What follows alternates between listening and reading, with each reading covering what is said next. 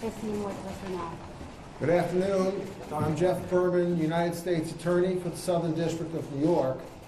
Today, we unseal an indictment charging Lev Parnas, Igor Fruman, and two co-defendants for their alleged participation in schemes to violate the federal campaign finance laws by repeatedly using straw donors and foreign money.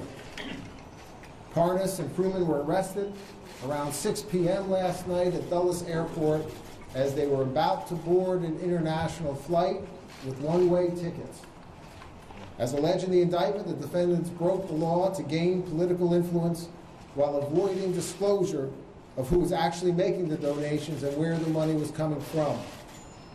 They sought political influence not only to advance their own financial interests, but to advance the political interests of at least one foreign official, a Ukrainian government official who sought the dismissal of the U.S. ambassador to Ukraine.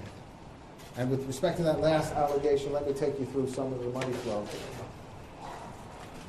Parnas and Fruman contributed $325,000 to Committee 1. Now, this contribution was not made in their name. It was made in the name of a corporation that they set up, GEP, in order to hide that the true individuals behind the donation were Parnas and Fruman. The $325,000 was one of the largest donations that Committee 1 received. And we, in the indictment, we indicated and alleged that this was an illegal straw donor scheme. In addition, Parnas and Fruman made direct contributions to Congressman 1. And these contributions, direct and promised, totaled over $20,000.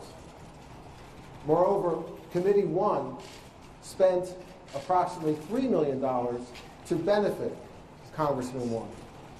Now, as a result, Parnas and Fruman had several meetings with Congressman 1, and at these meetings, Parnas, on behalf of a Ukrainian government official, lobbied Congressman 1 to advocate for the removal of the then U.S. ambassador to Ukraine. Protecting the integrity of our elections and protecting our elections from unlawful foreign influence are core functions of our campaign finance laws.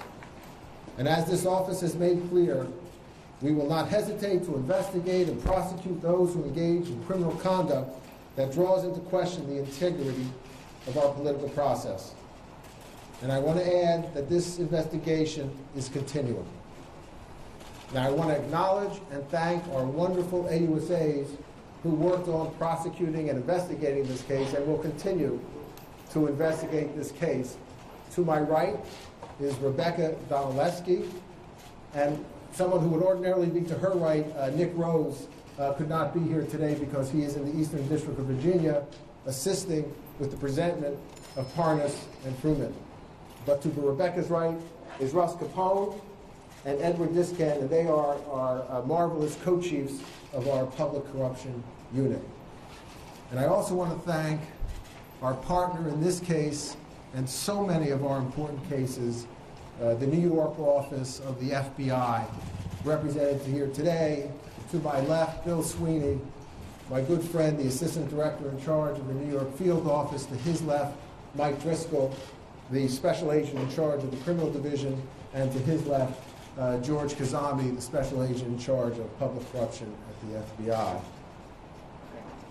And now I'd like to invite to the podium my very good friend, Bill Sweeney, for any comments he'd like to make. Thanks, Jeff. Last night at Washington Dulles International Airport, the FBI arrested Lev Parnas and Igor Fruman on campaign finance-related charges as they attempted to leave the United States.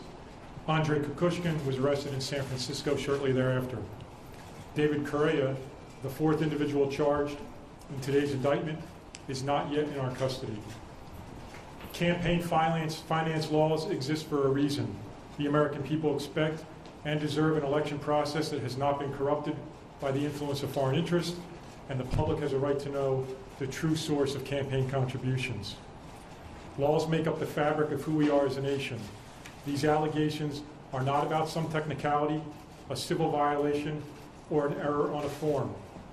This investigation is about corrupt behavior, deliberate law-breaking. The FBI takes the obligation to tackle corruption seriously. There are no exceptions to this rule. We gather evidence.